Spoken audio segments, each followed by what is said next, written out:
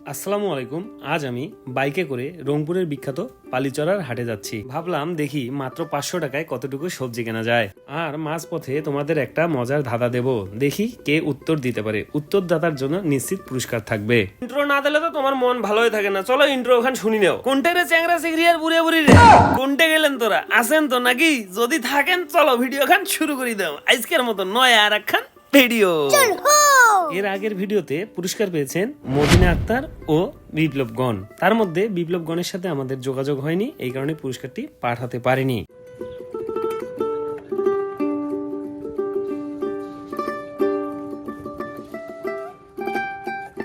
রৌদ্র ঝলমল আকাশে তীব্র রোদ, চারপাশ দিগন্ত জোড়া মাঠ, ঘাম ঝরে কৃষকের, কিন্তু তার মুখে নেই কোনো ক্লান্তি, আছে একরাশ আশা। তিনি জানে একদিন কষ্টের এই সোনালী ফসল ঘরে তুলবে। যে মাটি ভালোবাসে তার ঘামে ফসল জন্মায়। দেখো ভাই, এই রাস্তা দিয়ে বাইক চালানোর আলাদা মজা আছে। দুই পাশে ধান ক্ষেত, বাতাসের গন্ধ একদম গ্রামের মতো। রংপুরের এই সাদামাটা রাস্তাগুলো আমার কাছে সিনেমার মতো লাগে। তাই দেখে কবির মতো বলতে মন চায়, সবুজ মাঠে শিশুর হাসি, মাটির ঘ্রাণের মায়ায় ভাসি। পাখি গায় সকাল সুরে, রোদ নাচে ধানের দুলে, সবুজ মাঠে হাসে প্রাণ, গ্রামের মানুষের মুখে গান।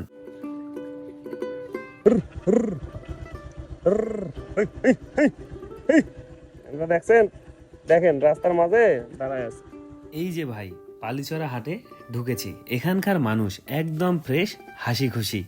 তাদের মন যেন গ্রামের অবুঝ শিশুর মতো।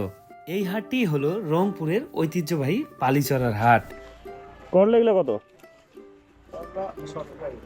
70 টাকা কেজি। কেমন এই কি আজকে তোলা?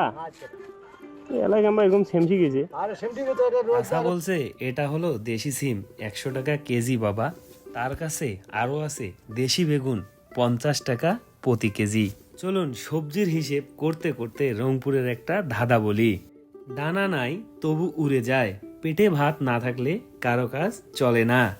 আচ্ছা, তোমরা কমেন্টে বলো তো উত্তরটা কে ধরতে পারবে। তোমাদেরকে একটা হিন্টস দেই, এই জিনিসটি চাইলে তোমরা হাটে বাজারে কিনতে পাবে। ঠিক আগের বারের মতো তোমরা কমেন্টে গিয়ে উত্তর দাও, আমি তোমাদের সাথে মেসেজের মাধ্যমে যোগাযোগ করব। এখানে আমাদের বিল হয়েছিল 275 টাকা। এই 275 টাকায় আমার ব্যাগটা পুরো ভরে গেছে। এই দেখুন ব্যাগটাতে কতগুলো সবজি নিয়েছি, এটা আবার দড়ি দিয়ে বাঁধতে হবে। এসব করতে করতে আমার ক্ষুধা লেগে গেছে, চলুন কিছু খাওয়া যাক।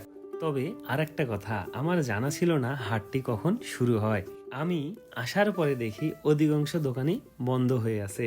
তারপরেও কি করার, ক্ষুধা লাগছে, খেতে তো হবেই। তাই চলে আসলাম একটা জিলাপির দোকানে। দেখুন এখানে কত সুন্দর করে সাজানো জিলাপি, মিষ্টি আর খোরমা। আমি আর লোভ সামলাতে না পেরে জিলাপি অর্ডার দিয়ে দিলাম। এখানে দেখুন 20 টাকার জিলাপি অনেকগুলো আমাকে দিয়েছে। চলুন খেয়ে দেখা যাক। আলহামদুলিল্লাহ, জিলাপিটা অনেক সুস্বাদু ও রসালো ছিল। দেখুন আমার মুখ থেকে কিভাবে জিলাপির রস বেরিয়ে আসছে। এই পালিচরার হাটে এসে দুটো কথা না বললেই নয়। এই যে ভাই, হাটে ঘুরে জিলাপি খাওয়ার মজাই আলাদা। পালিচরা হাটে আসলেই বোঝা যায় গ্রামের মানুষ কত আন্তরিক। কেউ ঠকায় না, সবাই হাসি মুখে দাম বলে। রংপুর মানেই মানুষ, গল্প আর হাটের গন্ধ। আজকের মতো এই পর্যন্ত। ভিডিও ভালো লাগলে একটা লাইক দিও আর ধাঁধার উত্তর কমেন্টে দিও। ফলো ও সাবস্ক্রাইব করে রাখো। রংপুরের রাস্তায় আবারও দেখা হবে।